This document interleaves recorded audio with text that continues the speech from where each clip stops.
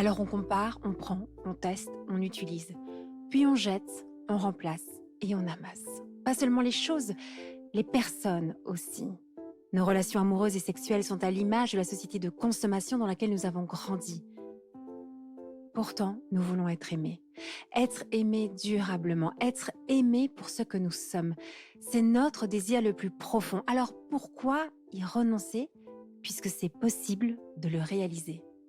Je suis Thérèse, la cofondatrice de SEM, et vous écoutez Love Care, le podcast de l'amour durable. Il aime la vie, il aime ses garçons, ses amis, il aime sa femme, il aime la musique, la beauté, l'harmonie, il aime la nature, les histoires et le changement aussi. Bonjour Olivier. Bonjour Thérèse. Ravie de te rencontrer. On peut se tutoyer. Ah bah bien sûr, aucun souci. Et pourtant, c'est la première fois qu'on se rencontre. Tu arrives avec le train depuis Cluny, c'est ça? C'est ça, oui. Donc en pleine nature, tu me disais, tu arrives dans cette forêt de béton qu'est Paris. Oui, mais Ça pas va que quand même. Non, pas que, et de beaux bétons, parce qu'il y a Ouais. quand même des tellement beaux bâtiments. Il y a Ouais. du beau aussi ici. Il y a aussi de l'harmonie à Oui, Paris. oui, il y a beaucoup de belles choses. Et alors, dis-moi, ça fait des années et des années que tu travailles sur toutes les questions qui touchent à la personne humaine, à ses relations. Comment est-ce que tu décrirais aujourd'hui ton travail ou ta mission de vie? Alors j'ai un peu du mal avec la notion de mission de vie. Je trouve que ça a un côté un petit peu grandiloquent. Je dirais plus que peut-être qu'on a une tâche ou quelque chose qu'on aime faire, une passion. Je crois que c'est beaucoup la passion en fait qui m'a animé. Quand j'avais 20 ans, je me suis dit la vie est trop courte pour que je fasse 8 heures par jour un boulot qui paye les factures et que le week-end, les vacances et à la retraite, je m'adonne à ce qui me passionne vraiment. Donc j'ai choisi de vivre de ma passion et ce qui me passionnait, c'était au départ le développement du potentiel humain. Parce que je pense qu'on a un potentiel qui est tellement plus vaste, plus grand que ce que la plupart des gens imaginent. Et puis de fil en aiguille, ça m'a amené sur le développement personnel, ça m'a amené sur la spiritualité, ça m'a amené bien sûr sur les relations humaines, parce qu'on ne vit pas tout seul, et que finalement, une des grandes clés se trouve justement là-dedans, et c'est certainement pour ça qu'on se rencontre aujourd'hui.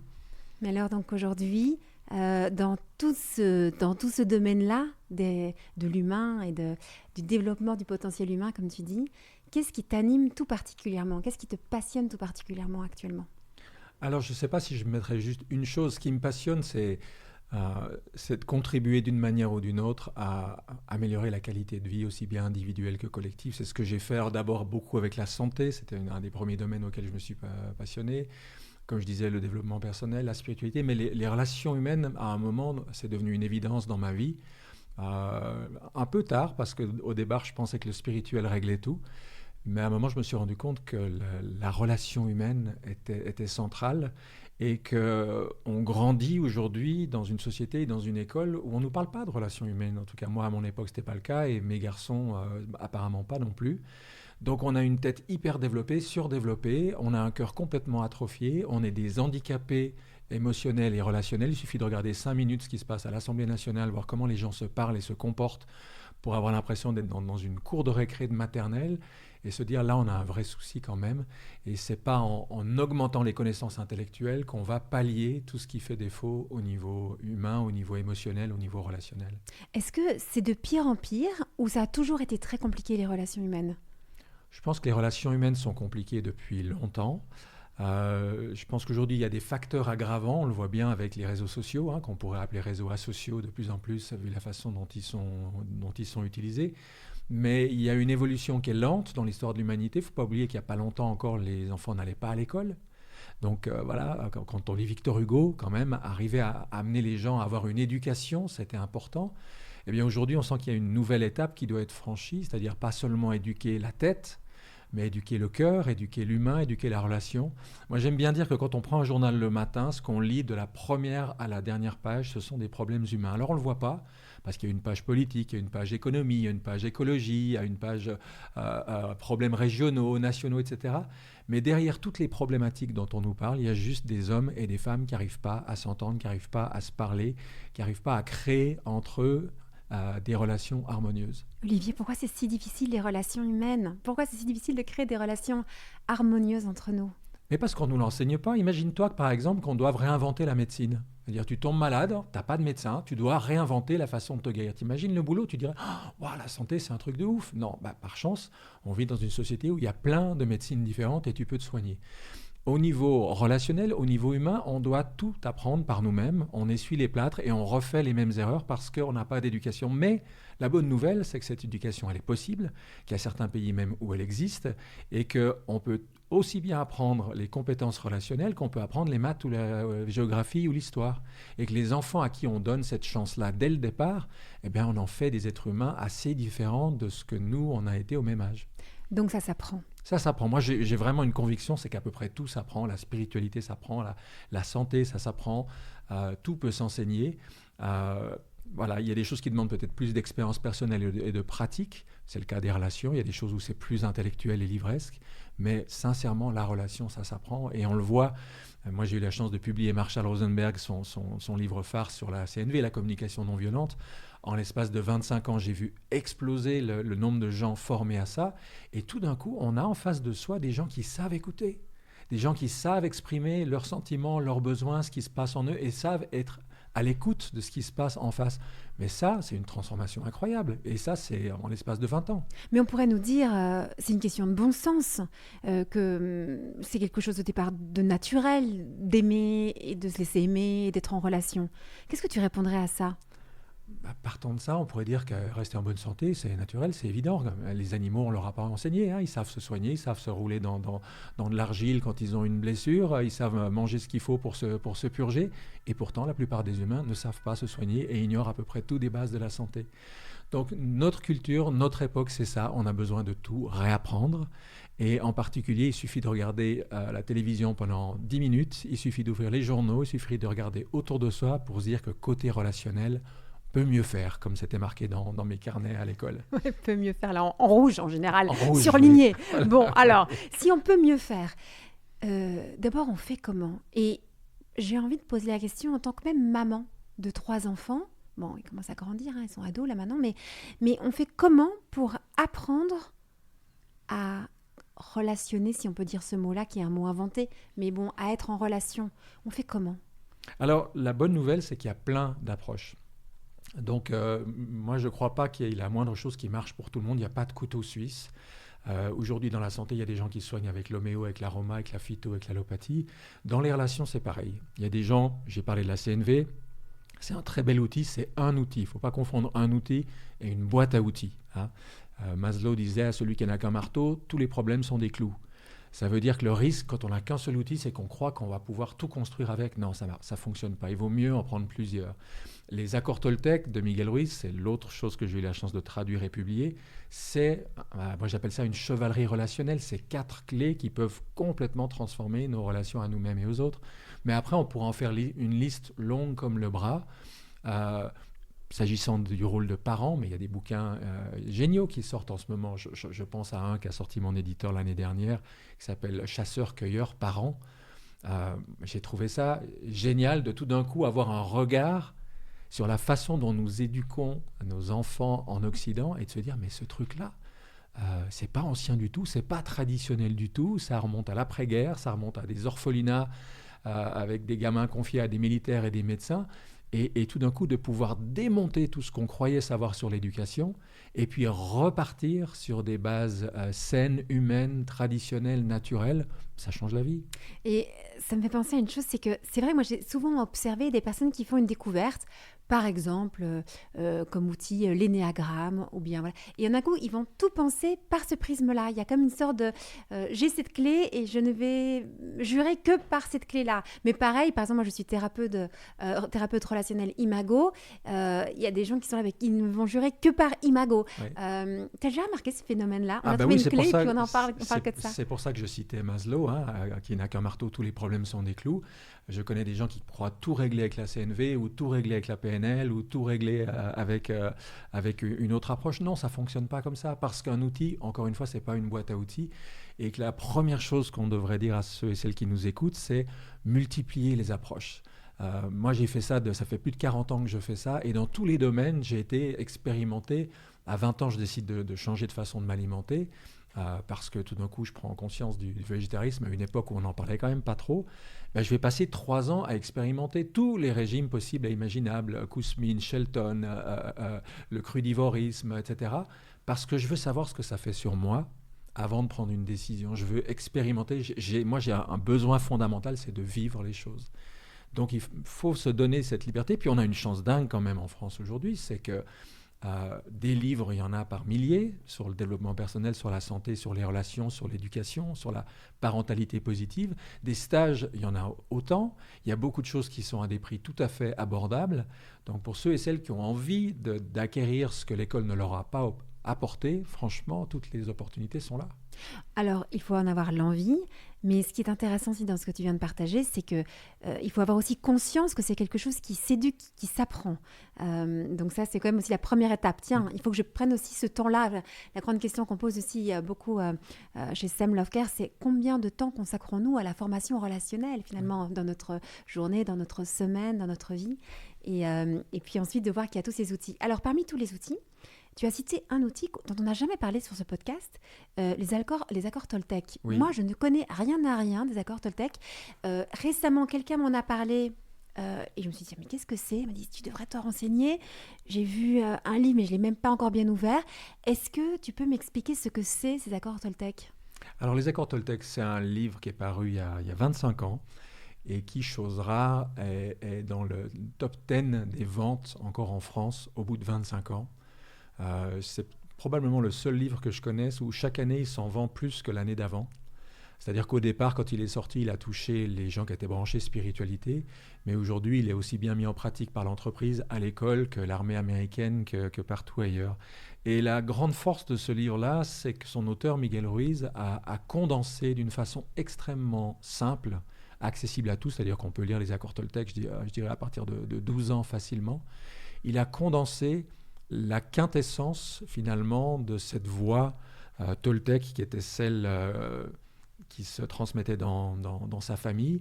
Il l'a dépoussiéré, il en a enlevé tous les éléments qui étaient peut-être trop de l'ordre de la croyance ou de la religion pour en faire un guide de conduite qui semble extrêmement simple. Hein. Les 4 accords tiennent sur un marque-page qu'on peut coller sur son frigo. Mais je dis, il faut bien 10 ans de sa vie pour arriver à les incarner et à les vivre au quotidien. Et donc, ce livre et ces accords ont connu un succès et connaissent encore aujourd'hui un succès qui est pratiquement sans équivalent. Quels sont ces 4 accords ? Alors, le premier dit que ta parole soit impeccable. Le deuxième, quoi qu'il arrive, n'en fais pas une affaire personnelle. Le troisième, ne fais pas de suppositions. Et le quatrième, fais toujours de ton mieux. Ça paraît hyper simple, hyper concentré. Mais une fois qu'on se dit, tiens, je vais en mettre en pratique juste un, tiens, par exemple, la parole impeccable. Alors là, on se rend compte qu'il y a du boulot, surtout dans la société où on vit, où il suffit d'aller 10 secondes sur les réseaux sociaux pour voir que la parole impeccable est une vue de l'esprit à ce niveau-là. Et chacun de ces accords va nous amener finalement à nous rapprocher d'une qualité de vie avec soi et avec les autres qui fait toute la différence. Et moi, ce qui m'intéresse, je fais ça depuis que j'ai 20 ans, je vais rencontrer les auteurs des bouquins qui m'ont touché. Et donc Miguel Ruiz, quand je l'ai traduit, quand je l'ai publié, je me suis dit, cet homme-là, j'aimerais bien le rencontrer si j'en ai l'occasion. Je l'ai eu l'année d'après. Il habite où ? Alors, il habite depuis longtemps en Californie, il a grandi au Mexique, il est devenu neurochirurgien là-bas, et au moment de cette ouverture qui l'a amené à reprendre le flambeau Toltec, il est passé aux États-Unis, et c'est là qu'il enseigne aujourd'hui. Et donc, quand je l'ai rencontré, comme j'avais rencontré Marshall Rosenberg l'année d'avant pour la CNV, quand j'ai rencontré Miguel Ruiz, je me suis dit, voilà quelqu'un qui vit ce qu'il enseigne. Voilà. Cette dimension d'amour inconditionnel, cette qualité humaine et relationnelle qu'on pressent en lisant son livre, eh bien, on la retrouve de manière évidente quand on est en présence de cet homme-là. Qu'est-ce qui attire autant de lecteurs ? Beaucoup de choses. Je pense que déjà, c'est d'une simplicité incroyable. Il y a beaucoup de livres qui sont trop compliqués. Miguel Ruiz, il écrit et il n'enseigne qu'en anglais. C'est pas sa langue maternelle. Sa langue maternelle est l'espagnol. Et moralité, ce qui pourrait être un handicap, on a toujours moins de vocabulaire dans une langue étrangère. Il en a fait un atout, c'est-à-dire que son vocabulaire est d'une simplicité confondante. Si tu veux lire Alice Bailey, si tu veux lire Rudolf Steiner, si tu veux lire certains grands ésotéristes, il faut se lever de bonne heure, il faut avoir des sacrées études. Miguel Ruiz a cette simplicité que d'aucuns d'ailleurs ont jugé simpliste. Il ne faut quand même pas oublier, quand le livre est sorti, aucun média n'en a parlé en France. C'est par le bouche à oreille que petit à petit ce livre est devenu le phénomène que c'est aujourd'hui. Et c'est 6 ou 7 ans après que les médias ont commencé à se dire qui c'est ce type et qu'est-ce qu'il a écrit pour que tout le monde le reprenne, jusqu'à Guillaume Canet, dans Les Petits Mouchoirs.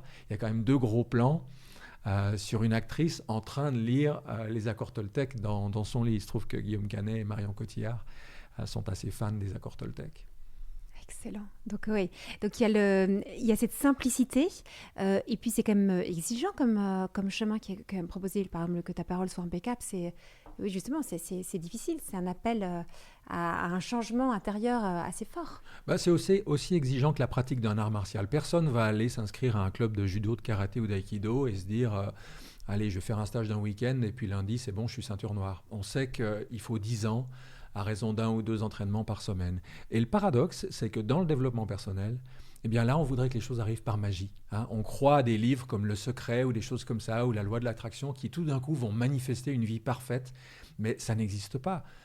Moi, je peux dire avec un recul de plus de 40 ans, tous les gens que je connais qui ont vraiment transformé leur vie, c'est qu'ils y ont mis le temps, l'engagement nécessaire.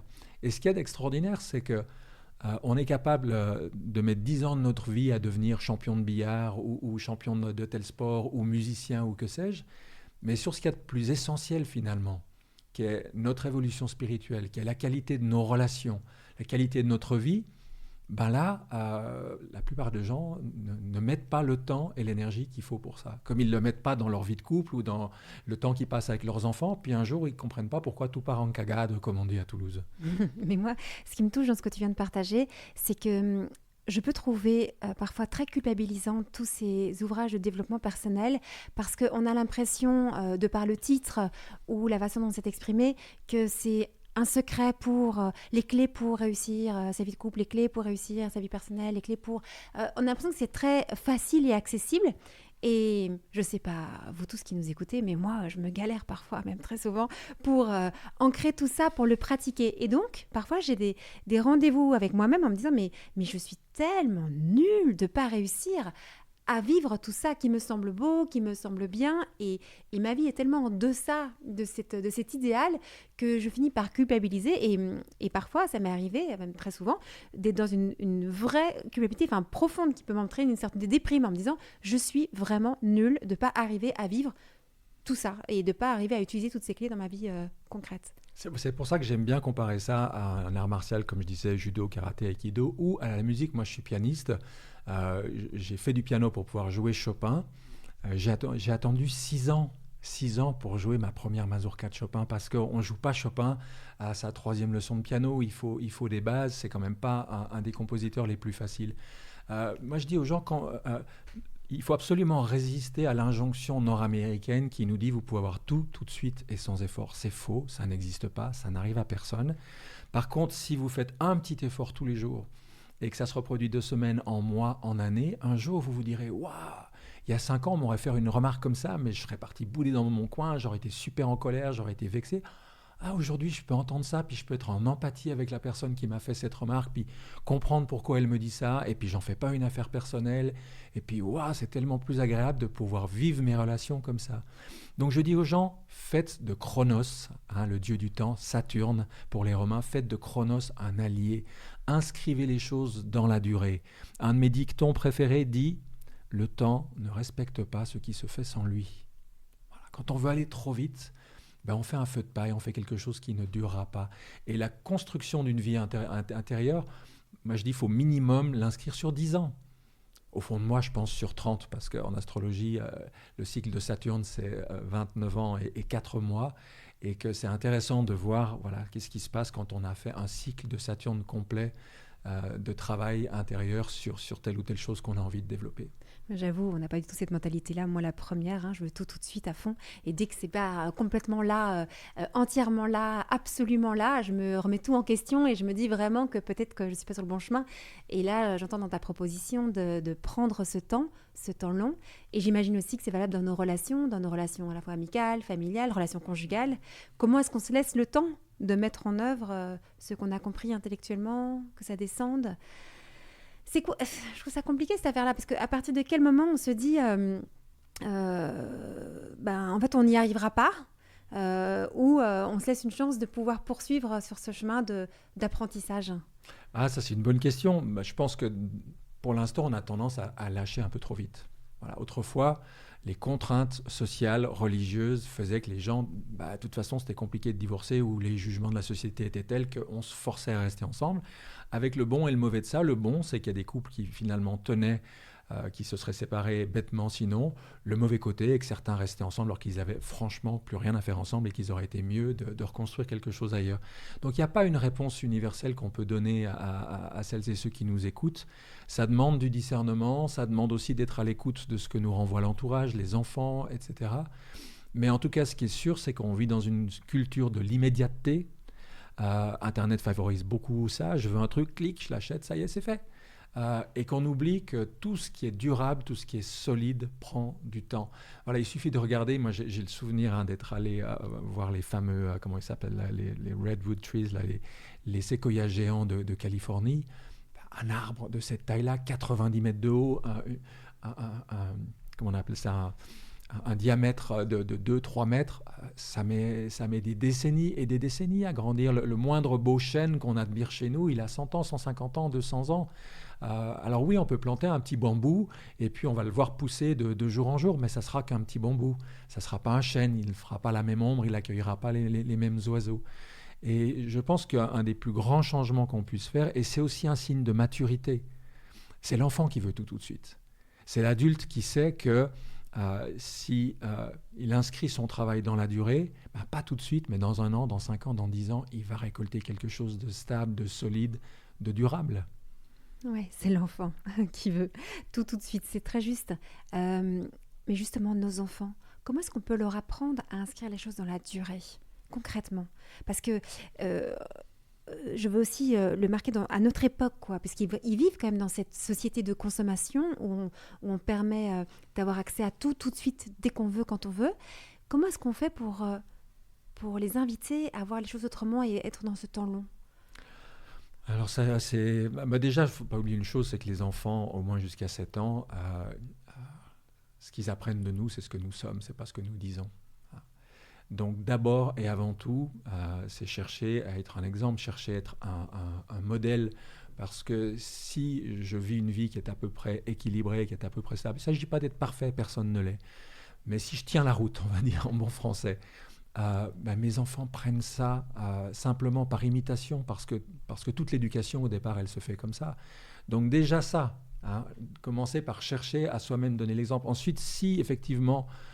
dans ma propre façon de gérer le temps, dans ma propre façon d'apprendre à un enfant à gérer ses envies, ses besoins, ses désirs, etc., on peut petit à petit instiller ça en eux, tout en sachant aussi qu'ils sont différents. Moi, j'ai 3 garçons, et les 3 sont très, très, très, très différents dans leur façon d'être. Le premier et le dernier sont pour le coup des Saturniens types, très marqués par Saturne pour ceux qui sont branchés un peu astro. Donc eux ont cette capacité de travailler dans la durée, dans le temps, avec discipline, qui est une donnée de base. Ils n'ont pas eu besoin de l'apprendre, ils arrivent avec ça. Bon, tant mieux pour eux. Mon second au milieu, c'est une nature complètement différente. C'est l'artiste de la famille. Lui, il a des compétences relationnelles. Alors c'est un vrai bonheur à voir, mais depuis qu'il est tout gamin, c'est dingue. Mais par contre, ce rapport au temps, c'est moins son truc. L'autodiscipline, inscrire les choses dans la durée, pour l'instant, c'est pas encore tout à fait ça, quoi. Donc nos enfants sont tous différents et donc il y a une approche différente à avoir pour leur permettre de découvrir cette philosophie du temps long, quoi, qu'on n'a pas tout de suite, c'est ça? Oui, De s'adapter. bien sûr, mais comme pour tout. C'est-à-dire qu'un enfant, c'est pas une page blanche. Le moindre parent, a fortiori quand on est parent de plusieurs enfants, mais dès les premiers jours, on sait qu'on est en face d'une âme différente qui n'a pas la même humeur, qui n'a pas la même façon d'être au monde. Et moi, je trouve fascinant, en tant que parent, d'accompagner les enfants sur leur chemin, pas sur le mien, et puis à leur rythme, pas au mien. Parce qu'ils sont venus ici pour une raison particulière, et moi, ce qui m'intéresse, c'est de les accompagner sur ce chemin-là. Mais c'est aussi une leçon d'humilité. C'est pas projeter ni ses peurs ni ses attentes sur ces gamins, mais je trouve que c'est un chemin magnifique. Donc, ce que j'entends aussi dans ce que tu partages, c'est que cette connaissance de soi, elle nous permet à la fois d'avoir des meilleures relations, etc. Mais il y a aussi un autre élément, c'est comment est-ce qu'on apprend à connaître nos enfants, connaître leur sensibilité, connaître leur type d'intelligence, pour arriver à les rejoindre sur leur chemin. Donc, il y a aussi ce travail-là à faire en tant que parent, cet apprentissage-là à faire. Il y a cet apprentissage-là et sincèrement, pour moi, il y a un outil qui est sans équivalent pour ça, c'est l'astrologie. Et quand je parle d'astrologie, je ne parle pas de l'horoscope qu'on trouve dans les magasins de salle d'attente de coiffure. On voudrait comprendre, parce qu'effectivement, astrologie, je sais que d'entendre ce mot, il y en a plein qui vont sursauter en disant comment on parle d'astrologie sur Sam Love Care. Est-ce que tu peux nous expliquer ce que tu entends derrière l'astrologie? Alors déjà, ce que j'ai envie, c'est de faire un petit clin d'œil, c'est de dire tous ceux et celles qui nous écoutent ont entendu parler d'un test PCR. Parce que personne aujourd'hui n'a pas entendu parler d'un test PCR.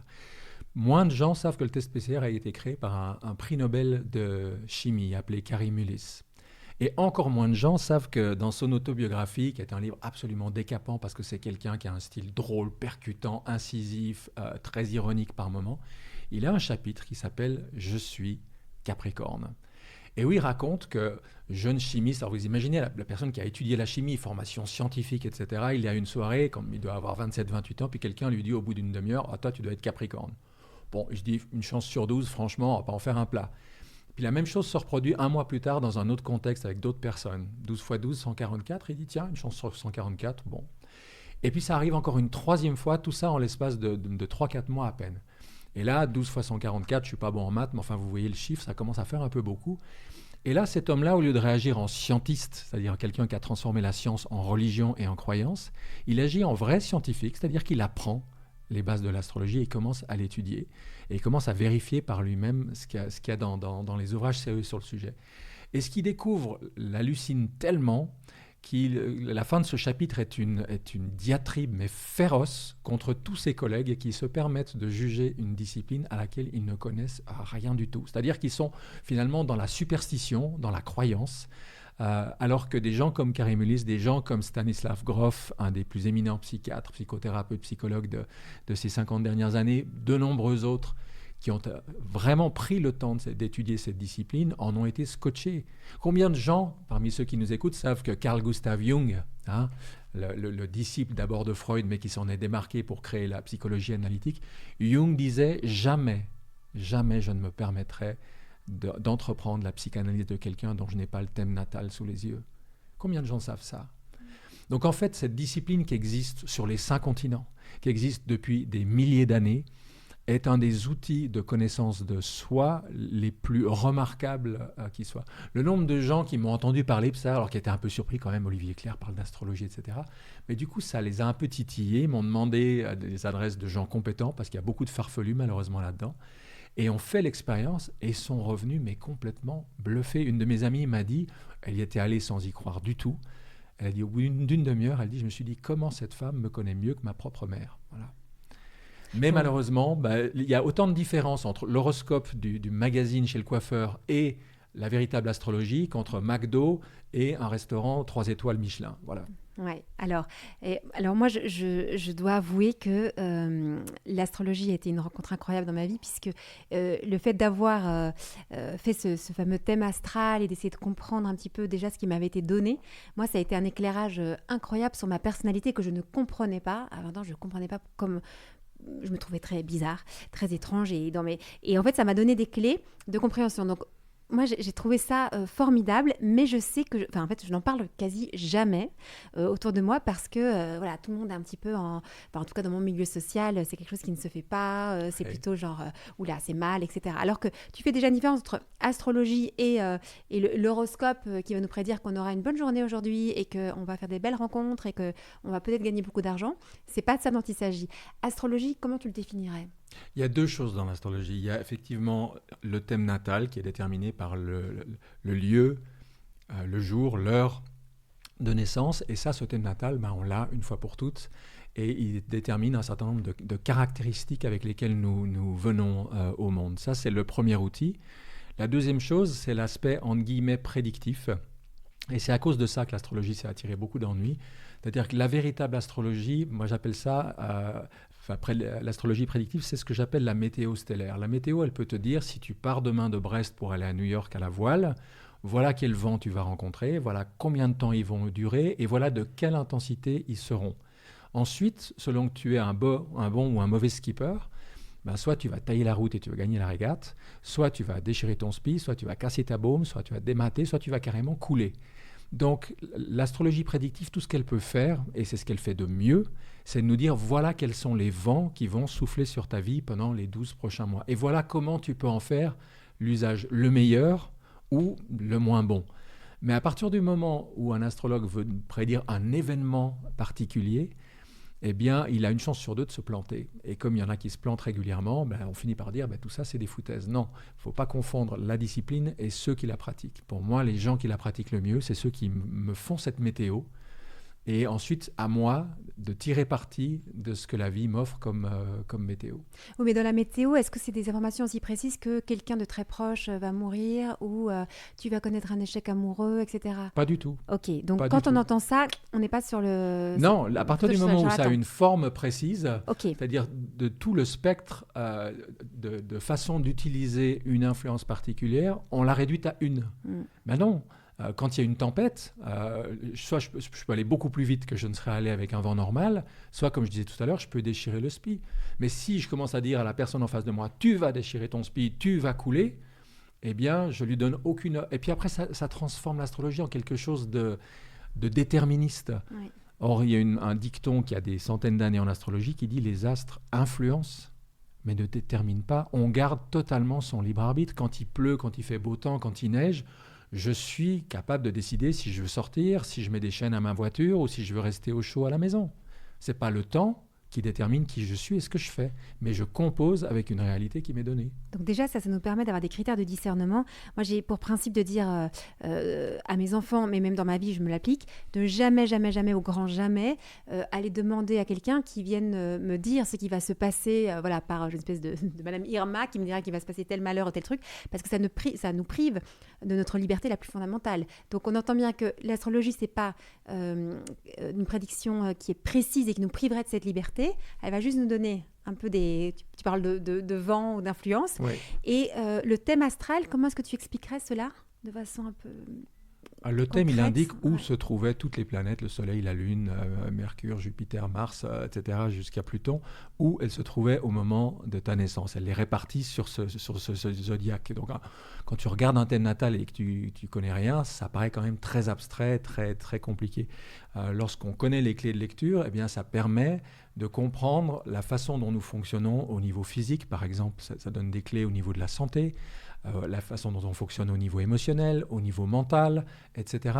Ça nous donne une clé de compréhension de soi-même qui est assez remarquable. D'ailleurs, c'est rigolo parce qu'on vit quand même une époque où on trouve le thème natal de la plupart des hommes politiques, par exemple, mais comme des chanteurs, des acteurs, etc.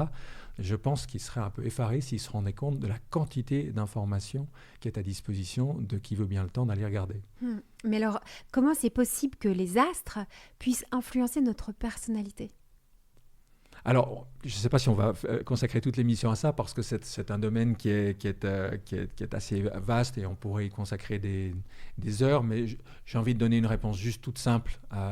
Tu plantes la même vigne en Bourgogne, dans le Bordelais ou, je ne sais pas moi, en Californie, tu ne vas pas obtenir le même vin.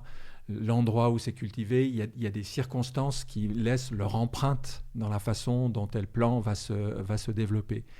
Ce que l'astrologie a observé, et ça part vraiment de l'observation. Et cette observation, c'est une chose intéressante, elle est la même chez nous, en Inde, chez les Aztèques, les Mayas, etc.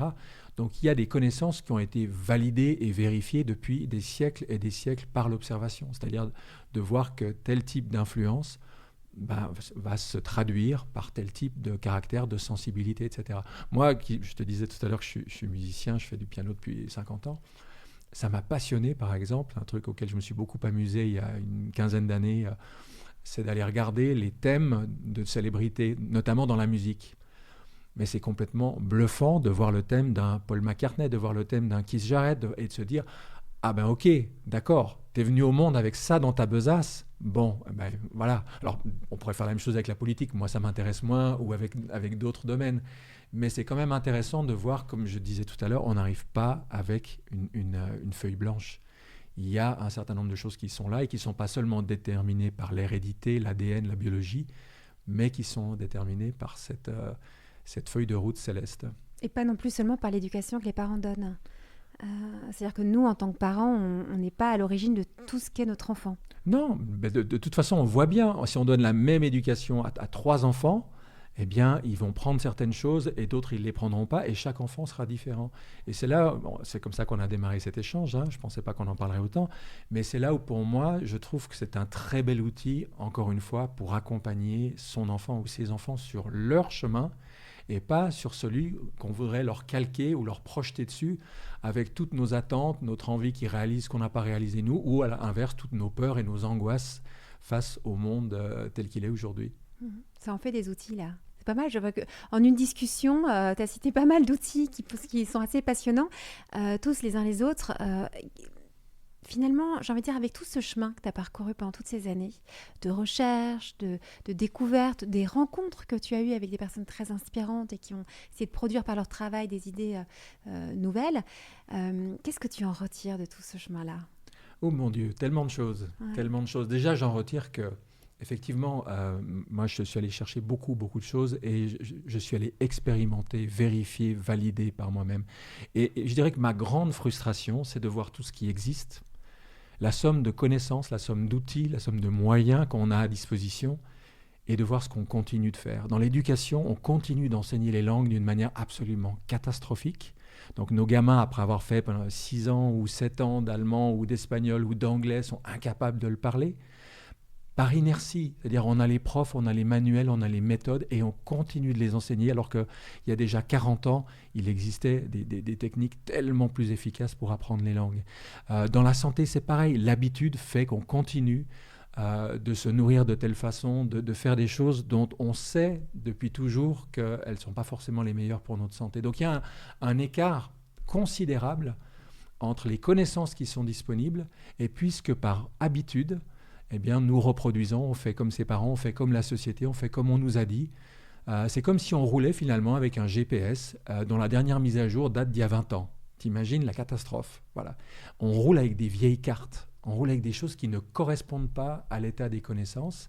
Et ça, je trouve ça désolant et c'est pour ça que j'ai consacré une telle quantité de temps comme journaliste, comme éditeur, comme traducteur, comme auteur, à partager avec le plus grand nombre des clés, des outils pour aller vers quelque chose de mieux, parce que c'est possible.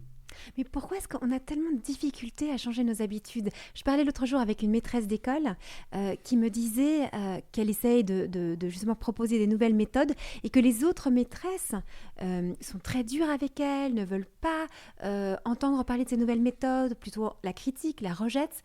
Et elle était tout à fait désemparée en voyant cette difficulté à proposer des nouvelles façons d'enseigner. Est-ce que tu arrives à toi à comprendre pourquoi est-ce qu'on a tant de mal à s'ouvrir à toutes ces belles choses ? Alors, tu as vu, quand tu m'as demandé d'écrire 10 choses que j'aimais, là, avant le début de l'émission, la dernière, c'était quoi ? Le changement. Ouais.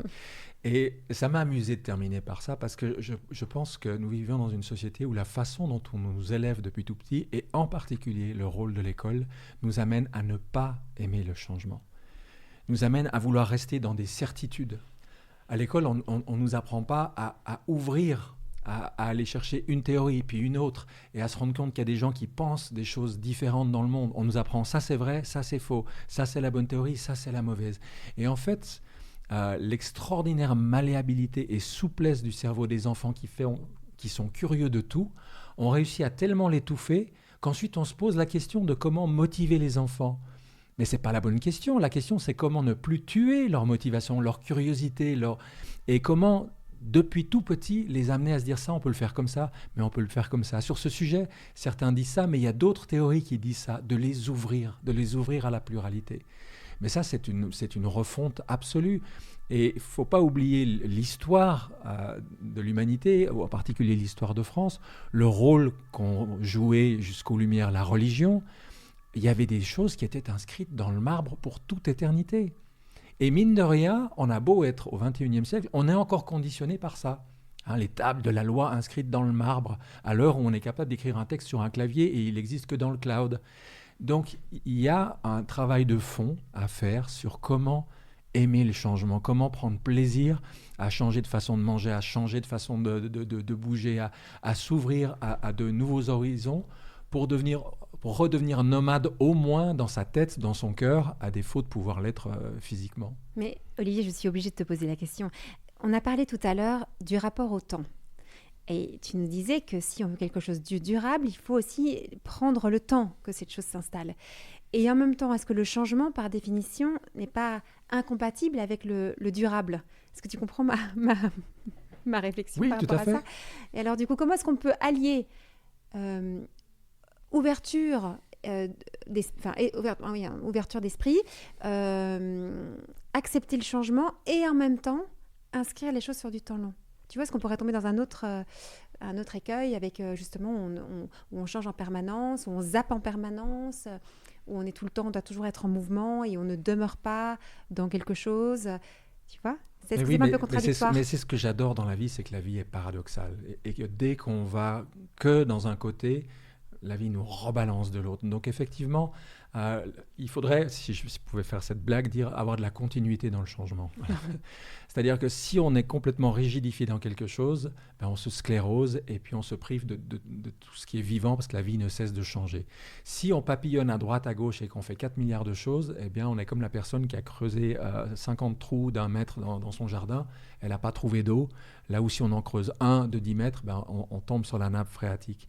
Donc le défi, c'est d'allier les deux. C'est-à-dire, chez moi, par exemple, si je parle de moi j'ai une passion pour le développement du potentiel humain, pour comment faire s'épanouir ces ressources incroyables qu'on a.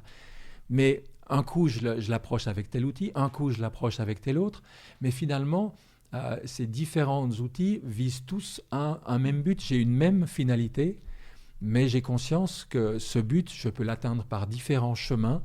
Et au lieu de m'enfermer dans un chemin en disant c'est le seul, c'est le vrai, hors de l'église, pas de salut, hors de la médecine allopathique, pas de santé, etc., de me dire tiens, il y a des gens qui font ça, il y a des gens qui font ça, et de pouvoir avoir et un sillon principal, et en même temps rester ouvert et rester curieux de ce que font les autres et de comment, par des chemins différents, finalement, ils sont en train d'escalader le même sommet. Moi, j'ai fait la face nord, eux font la face est, la face ouest, et on se rend compte qu'on est tous en train de viser le même sommet qui est un sommet de réalisation, d'épanouissement et de plein déploiement de notre potentiel. Mais ce qui m'impressionne le plus chez toi, en prenant le temps de t'écouter, c'est justement ce côté explorateur. C'est comme si tu t'étais autorisé, ou tu as reçu une autorisation, tu vas me dire un peu, mais d'explorer. C'est OK d'explorer, c'est OK d'aller découvrir des choses, alors que la majorité d'entre nous, on n'a pas reçu cette autorisation, ou on ne s'autorise pas personnellement à explorer, en fait, à être un explorateur de la vie. Enfin, je ne sais pas si l'explorateur, Oui. ça te parle, ce mot-là. Toi, comment est-ce que ça t'est venu? C'est pas indiscret, mais cette liberté d'explorer. On sent que tu as une grande liberté de pouvoir explorer. Et franchement, c'est assez rare. Ça te vient d'où? Alors, je ne sais pas, il y aura peut-être plusieurs réponses. Il y en a une peut-être un peu rigolote que je peux faire. Moi, je suis dans la fratrie, on est 3, je suis le second. Et le second, par définition, il faut qu'il se démarque du premier.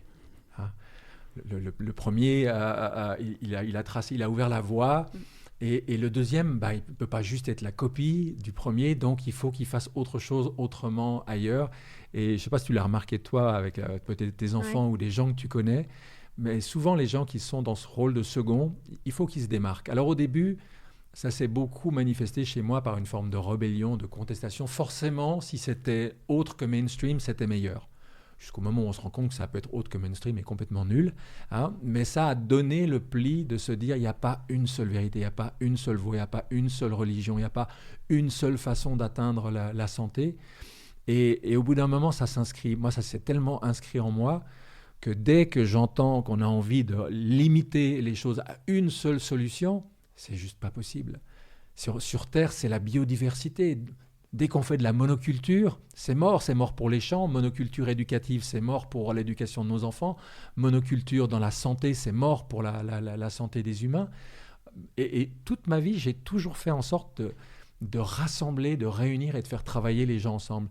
Quand j'ai consacré 12 ans de ma vie au pardon, j'aurais pu juste défendre ma boutique. c'est-à-dire la façon d'aborder le pardon que j'ai développée à partir de ma rencontre avec Miguel Ruiz. Mais non, je me suis dit, le pardon, c'est plus important que ma méthode. Donc, j'ai été organiser un grand événement et j'ai réuni Colin Tipping, le pardon radical, et Fred Loskin, les 9 étapes du pardon, et Ho'oponopono, la méthode hawaïenne, et ensuite le Dr Lascaux et le lot énergétique, parce que j'ai à cœur que tout le monde travaille ensemble. Personne détient toute la vérité, chacun n'en a qu'un bout, et la seule façon d'aller vers quelque chose de complet, c'est de travailler ensemble et de s'enrichir finalement des richesses des autres. Merci de dire ça. Ça me touche trop. En fait, ça me touche parce que c'est ce qu'on essaye de faire ici dans Some Love Care. Chaque podcast, c'est avec un autre intervenant qui va nous donner une certaine approche, sa vision, son expérience. Et finalement, dans un premier temps, quand on avait réfléchi à ce podcast, on s'est dit, mais oh là là, mais peut-être que c'est pas compatible. Et puis un peu, il y a des guerres de chapelle. Et puis cette méthode, elle serait meilleure qu'une autre. Et c'est un défi qu'on s'est lancé dans cette entreprise, c'est de dire on va aller à la rencontre de toutes celles et ceux qui contribuent à leur façon, avec leur sensibilité, leur charisme, leur intelligence, leur travail, à soigner nos relations d'amour et de croire que cette diversité est une chance. Et c'est la première fois qu'on entend notre intervenant le dire avec force, comme tu le dis si bien, parce que c'est quand même un pari. Et on sent qu'au départ, il y a quand même quelques réticences. Parce qu'on aime bien un peu se tirer dessus en disant « ma méthode est meilleure que la tienne » ou « mon approche est meilleure ». Puis on se critique un peu les uns les autres. Je ne sais pas très bien d'où ça vient, cette attitude de critique pour valoriser sa propre méthode. Mais c'est pour dire que c'est quand même un défi majeur et peu évident de rassembler et de fédérer. Tu es d'accord avec moi que c'est pas facile ? Mais oui, et tu sais, l'image que j'avais en t'écoutant, c'est celle d'un buffet. Tu vois, dans certains restaurants, tu as un buffet gigantesque avec les entrées, ensuite les plats principaux, les desserts, et il y a une diversité de trucs hallucinants. Et en fait, un bon cuisinier, il est là pour offrir toute la diversité de ce qu'il sait faire, mais c'est pas lui qui va dire à chaque client « toi, tu devrais manger telle salade, toi, tu devrais manger tel poisson ». Chaque client, ensuite, selon sa sensibilité, ses allergies éventuelles ou que sais-je, va dire « tiens, moi, je me fais juste un menu entrée » ou voilà. Et je pense que c'est ça qu'il faut faire aujourd'hui. Et c'est ce que tu fais avec ton émission, c'est que tu proposes un buffet et tu laisses ceux et celles qui t'écoutent dire « Ah, celui-là, il m'intéresse. Ah, celui-là, bon, ouais, pourquoi pas, mais c'est pas mon truc. » Et de laisser chacun, finalement, savoir qu'est-ce qui va l'aider à faire un bout de chemin. Et j'ai une autre image qui est tout aussi parlante. Tu regardes dans un jardin, ou mieux encore, tu regardes dans un bout de terre qui est pas cultivé. Eh bien, tu vas voir qu'il y a certaines plantes qui s'y développent. Et pourquoi là et pas ailleurs ? Parce qu'il y a dans le sol ce qui leur permet de se développer. Mais dans le sol, il n'y a pas des petits lutins avec une seringue et qui mettent la même dose de potassium et de calcium et de machin dans toutes les plantes. C'est la plante qui puise dans le sol ce qu'elle a besoin. Et la plante d'à côté ou une autre auront besoin d'autre chose. Moi, je rêve d'une école comme ça. D'une école où tout soit à disposition des enfants. Mais c'est les enfants, parce qu'ils ont une nature unique, parce que l'un est plus doué dans tel domaine et l'autre dans tel autre domaine, qui vont croître et développer ce qu'ils sont. Pour l'instant, au nom de l'égalité, on a une éducation qui, en gros, correspond à peu près à 25% des élèves. 25% des élèves ont le type de structure intellectuelle qu'il faut pour s'épanouir dans nos écoles. Ça fait quand même beaucoup d'autres élèves qui ne s'y retrouvent pas. Et oui. Moi, je vois toujours la tête d'une institutrice comme ça qui avait eu mon petit dernier. Et elle avait fait avec toutes les instituts de son école un stage sur les 8 formes d'intelligence. Voilà. Et elle revient le lundi matin et je la vois dépitée. Je lui dis alors c'était bien ce stage ? Elle dit ouais, sauf que je me suis rendu compte que jusqu'au CP, les 8 formes d'intelligence étaient prises en compte. À partir du CP, il n'y en a plus que 2. 2 sur 8, 25%. Donc les enfants qui ont les autres formes d'intelligence, ils vont passer toute leur scolarité, ça a été mon cas, à se dire je suis nul, je suis pas compétent, je suis mauvais, je suis pas ci, je suis pas ça, jusqu'à ce que enfin libérés de ce système, on se dise ah waouh, non, j'ai juste une autre forme d'intelligence et là maintenant je vais pouvoir la laisser se déployer et faire ce pourquoi je suis venu faire. Mais pourquoi limiter ça à 25% des élèves ? Ouais. Là, il y a un énorme défi. Mais on voit bien que ça va de pair avec tout ce qu'on partage. On parle de... En fait, il s'agit vraiment de la liberté. Moi, c'est ça que j'entends dans ce que tu partages. C'est comment est-ce que dans notre vie, on exerce cette liberté propre à l'être humain et de se dire même aussi dans tous ces savoirs, tous ces outils, eh bien, c'est moi librement qui vais choisir telle ou telle chose, de ne pas attendre que quelqu'un décide pour nous, en disant c'est cachère ou c'est pas cachère, t'as le droit ou t'as pas le droit. J'ai adoré tout ce dont on a parlé aujourd'hui parce que je le sais, je le pressens que certains auditeurs vont se dire « Oh, astrologie c'est mal, péché, ou bien accord Toltec, ça semble un peu ésotérique, ou là c'est pas bien ». Non, en fait, d'arrêter de penser comme ça en disant « J'ai le droit ou j'ai pas le droit », d'oser explorer, d'aller découvrir et de se dire « Tiens, est-ce que ça me parle dans ma vie d'aujourd'hui ?» et d'exercer sa liberté de penser, tout simplement. Oui. C'est ça que tu nous invites à faire. Oui. Et cette liberté de penser dont on parle beaucoup, finalement, honnêtement, c'est quelque chose de très rare. Oui. Voilà. C'est-à-dire, d'abord parce que ça fait peur. On ne le dit pas assez. Je voudrais que tu dises ça, parce que c'est ça, il y a la peur. Ça fait peur parce que qui dit liberté dit responsabilité. Viktor Frankl, cet immense auteur survivant des camps de concentration qui avait créé la logothérapie, disait, de la même manière qu'il y a la statue de la liberté à New York, sur la côte est des États-Unis, il faudrait faire édifier la statue de la responsabilité sur la côte ouest, parce que l'un ne va pas sans l'autre. On nous parle toujours de liberté, liberté, liberté, sans voir que la responsabilité va de pair. On nous parle de liberté de la presse, il y a aussi une responsabilité de la part des médias dans ce qu'ils disent pas et comment ils le disent.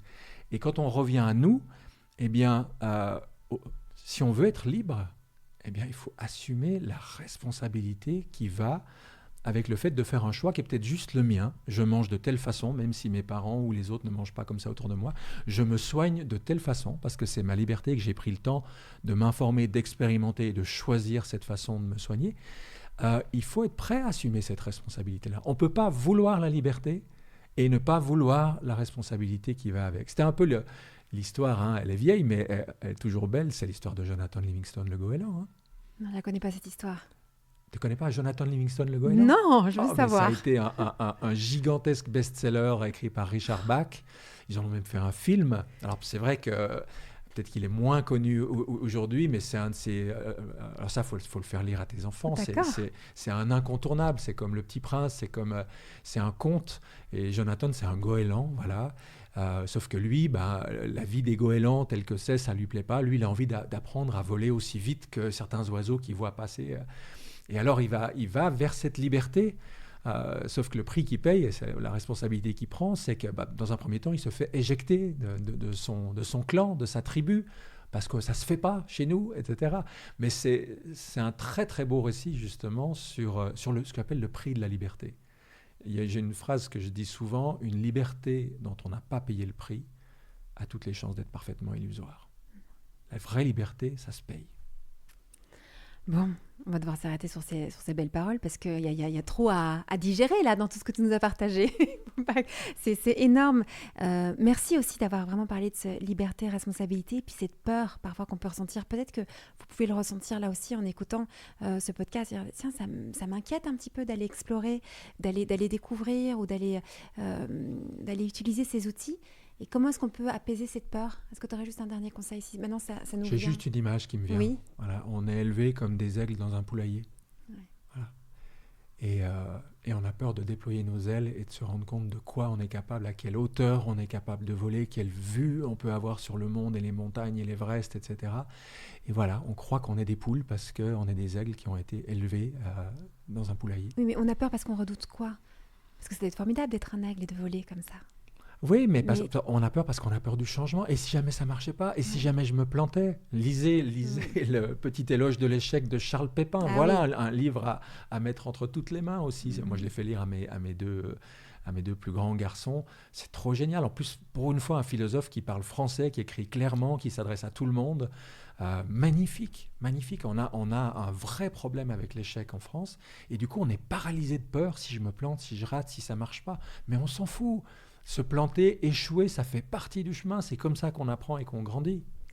Bon, alors, si on a compris ça, on peut déjà bien avancer. Merci beaucoup, Olivier. On va garder ça. Pour habitude de demander toujours une dernière chose qu'on voudrait partager, mais là, tu viens de donner des choses tellement fondamentales. On reste sur l'échec? Oui, ça me semble. Oui. Ça te Dépasser parle, la peur de l'échec, franchement. Ouais. Dépasser la peur de l'échec. On se plante, c'est pas grave. On se relève. Exactement. Ouais. Et merci beaucoup pour tout ce que tu nous as partagé. Où est-ce qu'on peut te retrouver? Alors, j'ai un site internet qui porte mon nom, olivierclair.com. Ouais. J'ai un blog aussi, blog.olivierclair.com. Je suis sur Insta, je suis sur Facebook. Je suis très facile à trouver. D'accord. Pour poursuivre encore ces explorations avec toi, on a envie de venir là, suivre ce que tu découvres, ce que tu partages, parce que j'ai l'impression que ça ne va pas s'arrêter. Non, je crois Non. pas. Je crois pas. Une fois qu'on Quand a- je, une fois quand je qu'on est t'entends, parti je me dis, là-dessus, on n'arrête là plus. non. Tu m'as dit que tu avais fait quelques petites scènes et un peu de pause là, mais en fait, on sent que c'est dans ton ADN, quoi, que ça t'anime Ouais, profondément. Ouais. ouais. Donc ça va. Il va encore y avoir des belles choses les prochaines années. Merci beaucoup pour ce temps consacré et puis à bientôt. Merci aussi. Merci, au revoir. Si vous désirez l'amour durable, retrouvez toutes les propositions de SEM sur notre site internet sem.co et sur nos réseaux sociaux Instagram et Facebook. Si vous êtes un professionnel du love care, rejoignez la communauté SEM. Et pour semer avec nous cette vision de l'amour, mettez un avis ou 5 étoiles sur votre plateforme d'écoute pour soutenir ce podcast. Venez signer notre manifesto et surtout, parlez de SEM autour de vous. Parlez-en à vos amis, à vos familles, à vos collègues qui ont tant besoin d'être outillés et accompagnés pour vivre leur désir le plus profond, aimer et être aimé durablement.